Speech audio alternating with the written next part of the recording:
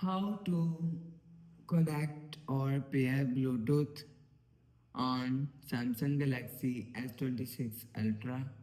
So let's start the video. First of all, go to app library.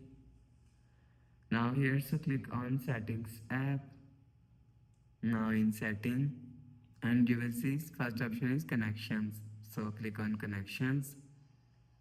Now here, so first of all, turn on Bluetooth mode. So after turn on Bluetooth mode, click on Bluetooth and turn on Bluetooth mode.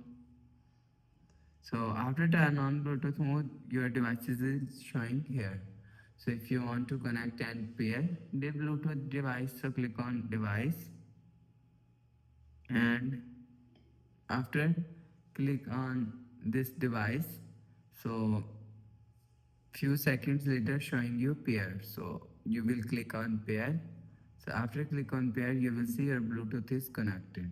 So after the process, go back to home screen, refresh phone. So that's how you can connect or pair Bluetooth on Samsung Galaxy S26 Ultra.